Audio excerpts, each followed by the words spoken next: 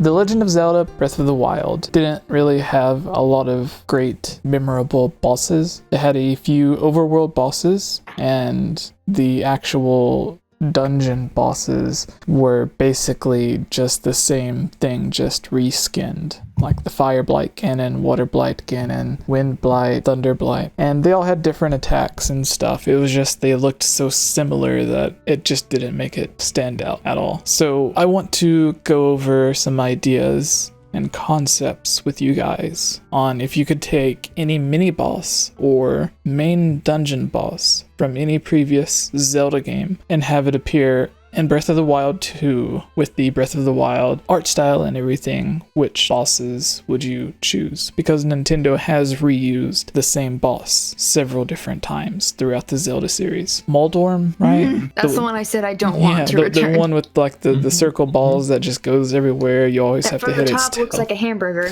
just saying. Yeah. Like it appears in like almost every Zelda game, it seems. So, starting with Illya, which dungeon boss would you like to see in Breath of the Wild 2? One that I think might be interesting, and it's an interesting pick partly because I one time spent a very long time trying to defeat this boss. It wasn't a hard boss, but I couldn't do it for some reason, was Phantom Ganon from the End of the Forest Temple in Ocarina of Time. With the resurgence, I guess, of Ganondorf, I think that'd be interesting to bring Phantom Ganon. The only thing is, and I hate to say this because I abuse this all the time now, is if it was similar setup where you're in that ring, don't make it so that you don't get hit when you stand next to one of the poles, because one of the poles you could stand next to it, so if you missed him in the painting, you could just stand there and he wouldn't shock you. Right. You probably would need to get rid of that feature, even though I liked it. Interesting. Rick, do you have one up? Yeah, I would like to see, it's not a main boss, but a mini boss, Darknet's return. Yes. That's something that I felt was lacking in Breath of the Wild. They should have been in there. I always loved like the way that the Twilight Princess Darknet, that boss fight, to where they could replace some of the Lionels with them, and the idea would be like how you see a Lionel way off in the distance and like it'll just stare at you and wait to see if you try to come closer or if you run away, and even if you run away sometimes it'll still like shoot an arrow up in the sky. Yeah. Like it's basically like, I'm not going to waste the energy to come get you, I'm just going to like stay here and kill you with this arrow. But anyways, I thought it would be cool to like enter a room or something, or come across a Darknet, and like it just slowly walks towards you, like a Friday the 13th movie or something, where like Jason just like slowly walks towards you. So you can see him coming, and then if he gets close enough to where he's in a battle, obviously it starts out the same way, to where it's like really slow but really strong attacks, like a Lionel. But then as you get it like halfway defeated or whatever, and it loses all of its armor, then it becomes a lot more aggressive and swings faster, and it's more similar to like the sword fight at the end of Twilight Princess or at the end of Skyward Sword. Like you're not using motion control, but it's like the same type of fight. Like in Twilight Princess, where like sometimes you and Ganondorf, like your swords would clash against each other and you'd have to tap the button really fast to overpower him.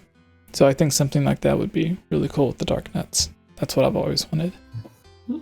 So great choice, Rick. Mm-hmm. Daniel, your turn. I was gonna say Phantom Ganon too, but wait, RPG says Twin Rova in the chat. RPG. Ooh, RPG, that's a good choice. A Canadian $4.24. I'd love to see in Breath of the Wild too. Woohoo! Yeah, Twin Rova would be awesome. Yeah, I was gonna say Phantom Ganon, although I had Wind Waker Ganon myself, but since our friend gave that answer, I am going to change it and choose Goma instead, because Goma is like a long-running boss, but Which version? if you think about it, hasn't been seen that much. But I kind of like. I think like Twilight Princess's Goma was just basically like big spider, but I kind of like the more unique design that Goma has in games like Link's Awakening or even Ocarina of Time, where it's arachnid-ish, but it has a more unique design. It's not just like maximum spider. So yeah, Goma would be cool. It's a classic boss. What about the boss battle from the Zelda Wii U tech demo with Goma? I mean, realistic. cool, but it's just Twilight Princess Goma without the big smacky hand statue. Yeah, so you would have to fight it more like Ocarina of Time Goma, to where you actually have to hit it with your sword and stuff. True, but I just mean in general, like the design of it in Twilight Princess is just a big spider. Yeah, it's just kind of boring. So I don't know. Like he was a neat boss fight, but he was kind of boring. Was there ever a Goma that shot lasers at you? More fun when it's more interesting. Shot lasers? Yeah. Yeah. Link's Awakening, it shoots a projectile out at you. I noticed. It either charges at you, or like little laser balls, I guess. Do spiders shoot lasers in real life? Yeah. They shoot webs. They're just too small to to harm you. Oh. They shoot real lasers. You didn't know that, Jesse? Interesting. Yeah, that's a real life true fact. Nice. No wonder everyone's so afraid of them. Yeah. No one likes lasers. So my turn, I guess. Mm-hmm. See. My first choice. Who's it gonna be? Morphil from Twilight Princess, the giant snake squid-like thing that you fight underwater, because it is one of the scariest bosses to me, because you are completely trapped underwater, isolated in a somewhat small room where there's no way you can get any oxygen because it's just so deep, and if you go to the top, then you're just gonna get eaten instead of trying to defend yourself. So it would be something that would be literally impossible in real life. But I like the idea of it and how it's so scary and stuff. And if they placed it instead of a small contained room, if they had it in an actual lake or something in Breath of the Wild, because there are so many different giant bodies of water, I think that would be really cool. So that would be the one that I would pick. Make it so we actually have underwater exploration. Yeah, exactly. Back to you, Geek Apprentice. What is your second boss? This is also an easy boss, but I think that judging by how dark the game is and thinking on the concept of the rift between the Sheikah and the Yiga, it'd be interesting if we had some version of Bongo Bongo again. Yes. Which, yes, he was really easy. That whole temple was really easy, even though I pretty much just cried the entire time I played it. And I hate to say it, but I'm just thinking about this now. I hate to say it, it would need to either be Bongo Bongo or Dead Hand. As much as I almost want to, I don't want to say I have PTSD from it. I don't. That would be ridiculous. But those were two of the scariest creatures that I ever encountered when playing video games. I was also 3, 4, 5 years old, so that's part of why. So I think one of those two would be my second choice. Again, for the dark theming and the fact that there's that theory about Bongo Bongo. But then some people think it might be Dead Hand. So one of those two. I would have to go with either Dodongos or Dark Link. Dark Link. Yes. Ooh, those are good choices. in Ocarina of Time, I've said this a lot, but with the Dodongos and King Dodongo, you have to go through the giant mouth that opens up in Dodongo's cavern, which is a giant Dodongo's skull. You have to like put the bombs in his eyes and stuff, and it always made me wonder how big that Dodongo would have been if it was real, because you see the one that's the actual boss, but it looks tiny compared to how big the other Dodongo could fit this Dodongo in its mouth. It's so huge. I always wanted to like see how, like, who cares about the Gorons killing a flying dragon? Like, killing that giant Dodongo seems a lot more impressive to me. So how did the Gorons do that? Was it with the same hammer? I want to know. See, if they really cared about connecting their lore, they would have placed the Dodongo in Skyward Sword and shown how the Gorons found their home. Oh my god. Where they get their bonflowers from, at least. Yeah. Instead, Missed they have opportunity, Nintendo. What is it? The mole pits? What are they? The mole people. Yeah. Oh, the mole I can't pits. remember what they're called. I didn't like them that much. It's like some weird Pokemon name. Yeah. Anyways, Daniel, your turn. Okay, so this is a boss I don't like. So, and the reason I'm choosing him is because I think who they deserve a chance to get it right, and that's Talus from Skyward Sword. I was going to pick that one. Because that boss was a big disappointment, and if they give it enough to see if maybe they just do it right this time, it could be amazing. Because that boss fight starts out so brilliantly, and then just like completely 180s and flops in the second half of that fight. It's just like it starts out, then you have to race back to the other end of the dungeon, escape from the dungeon as tentacles are ripping the whole place apart, and it's like high intensity and high adrenaline, and you're like, yes, this is awesome. I can't wait to get outside and do, and that character from Monsters Inc. instead, and then it's the most boring, uneventful boss fight where you just shoot it in the eye and then hit it with your sword, and then shoot it in the eye and then hit it with your sword, and then shoot it in the eye and then hit it with your sword, and then you're done. Yeah. Just like, but if they did it right, it could be really cool and really fun. It would be terrifying. Yeah. It could be terrifying. It would be terrifying, but great. Especially if they did it to where, like, if they had it so that you didn't go through the entire dungeon and then it shows up. Like, if you go onto a ship and as soon as you walk through the door, it just starts tearing through the ship. And then during the entire dungeon, you're doing the dungeon, but you're also having to watch out for this giant squid that's trying to kill you. Mm-hmm. That'd be terrifying, though. Anyways, just it's a good chance. It's a redemption. It's a chance for redemption on that boss fight. I thought you were gonna say, was it Coloctus? Coloctus. Well, the thing is, Coloctus is a fight I really like, right? Yeah, most people like that one. So I thought I'd go the other way with it. Okay. A boss fight I don't like. That one's fun. It's fun. It's great the way it is.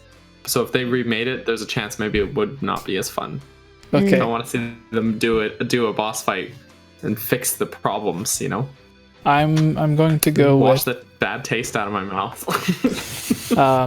Leviathan from Skyward Sword, where you're on the giant, like you have to fly, not on Rivali, but similar to the Rivali fight, but you have to fly on your loft wing to attack this parasite that's controlling this giant whale. Almost like how the Calamity was controlling the one dragon. And then after you damaged it enough, you would actually land on top of it and then go and fight it. And Breath of the Wild had some of the concepts with like the segment where you're flying with Rivali and everything, but that's more like it's on rails and guided, kind of like Star Fox or Pokemon Snap or something, to where in Skyward Sword, like, it was all up to you to do it. So I think something like that in Breath of the Wild would be really cool. So what would be interesting is if it was actually a Leviathan, if like somehow Ganondorf resurrected the bones of one of those Leviathans that you discover. That like would be interesting. Like he did that in Ocarina of Time, and then Zant used Ganondorf's power in Twilight Princess to do it with Star-Lord. So yeah, it is possible. I almost said Star-Lord because I want to use the spinny thingy again. All right. That's 8. So 2 more. Illya, what's your last one? And then we can go to Rick for the very last one since he's the guest. I feel like I already said 2 because I was like bongo bongo or dead hand. Well, you did say 2, but this would be your third because there's 10. Right. So I just mean, well, never mind. Trying to going through games, going through. Because the problem is I haven't played a ton of Zelda games. I've played a few Zelda games a lot. I'm just gonna throw it out there. I don't know how they would incorporate this, but something along the lines of Blizzetta. I don't know. Yeah, because she be was cool. freaky. I remember getting to that, and I was like, she's just such a sweet, little Yeti person. Not take mirror. A little terrifying. Yeah. So something that would freak me out on that level. Because that was freaky. Who in Breath of the Wild, like which character is lovable enough to where, like, if you seen them transform into a giant scary thing, it would ruin them? Trying to think if there's anyone maybe in the Tabantha region, because it was icy, because it was Snow Peak. Like the painter from the game? Pikongo? I guess. No, the worst that it would happen to is the girl that has the crush on Link. Yeah, that's what I was saying. Oh my Beetle. gosh, wait, I know her name. Beetle. Beetle. Oh, poor Beetle. He just turned into isn't an her actual name like giant Eliza beetle. or something? Eliza? I think that's what it was. Like Paya or something Yeah, like Paya. that. Oh, I'm thinking of a different, I'm thinking of the side quest. No, Paya, yeah. That would be terrifying. Yeah. I almost wish they had done that with, like, I think I've mentioned this before, instead of the blights, if it had been like a possessed Mipha, a possessed, Yeah. if you didn't have the memories, maybe it wouldn't be as strong, but it would still be creepy. But especially if you did have the memories, it'd be like, imagine fighting poor possessed Mipha. Yeah, that would be bad. Or Rivali might be comeuppance, but It would have made it better if they would have like changed them a little bit more physically.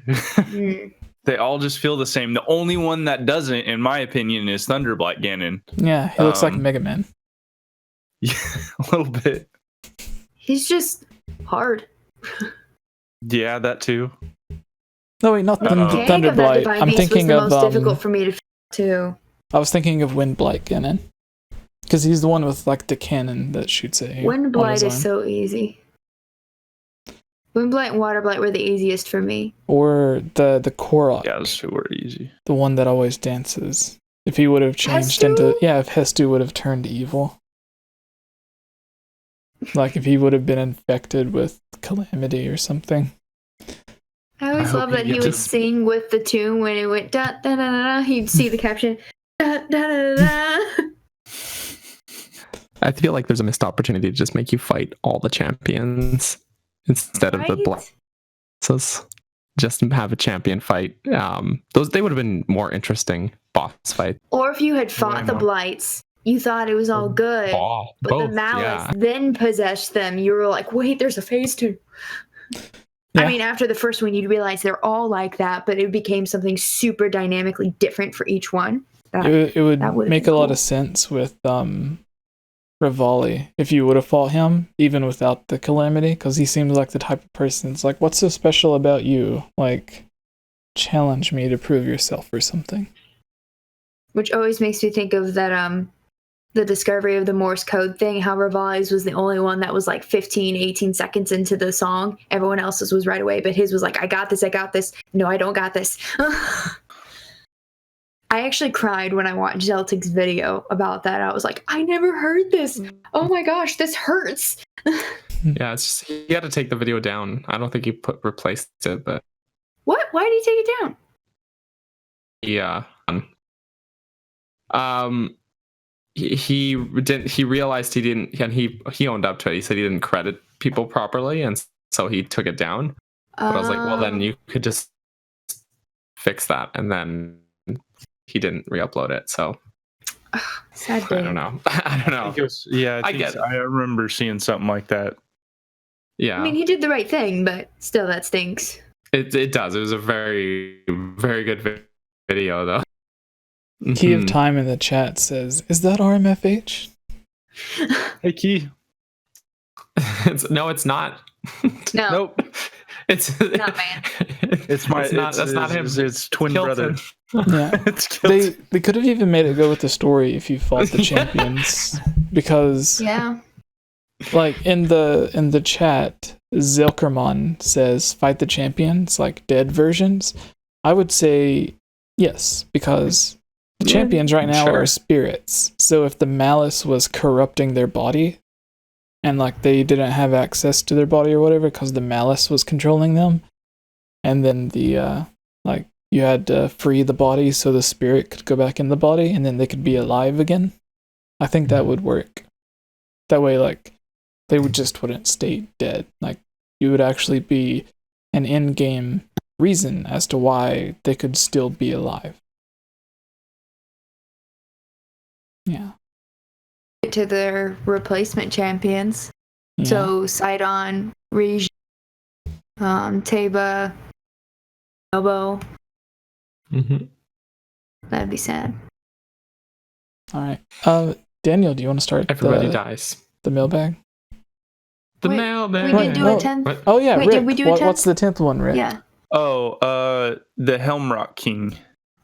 Oh, that's a goodie. And that boss fight with this one, I just like hitting him in the face with a hammer. I really think Nintendo missed an opportunity with the climbing mechanic in Breath of the Wild, and I hope they freaking fix it in Breath of the Wild 2. They need to make mini bosses and main bosses that you can freaking climb and hold on to while you're fighting them, just like in Shadow of the Colossus. I don't know why they didn't do that. And see, they like scratch the surface of that in Twilight Princess with both Morpheal and 𝐅𝐼𝐿, is it? Yeah, dragon. They just scratch the surface with that, and there's just so much of an opportunity to go more into that, and then they didn't. It's so epic. I know. It's great. Like climbing on the back of a huge beast that's flying through the air. I mean, come on. It's a cool guy moment where you're like, I don't even care that it's not hard because it's so cool. Exactly. Yeah. I like the music that plays during that battle. Yeah. Which part? Just the music. In Twilight Princess? No, in Wind Waker, right? Yeah. The 𝐿𝐴𝐼𝐿. Yeah. Oh, and Wind. Oh, yes. No, that's a good one. Like, I can't do it because my mouth's like not a trumpet or whatever. I was waiting for you, Jesse. Just do a quick impression of the song. No. Okay. Just grab your guitar and play it for us. I don't even know how. Like, I'm thinking of it right, but I don't even know. Play us a tune, old Jessup. But yes, combine the 𝐿𝐴𝐼𝐿 and then you have to climb head and then smash it with a hammer. Yeah, that's perfect boss fight. 10 out of 10. See, I heard you say smash it with a hammer, and I heard that in 𝐓𝐷𝐬𝐻's voice from Emperor's New Groove. Oh no. Does anyone get that reference? Yeah. And then I'll smash it with a hammer. That's such an underrated Disney film. Oh no. All right, Daniel, start the mailbag. The mailbag. Mailbag.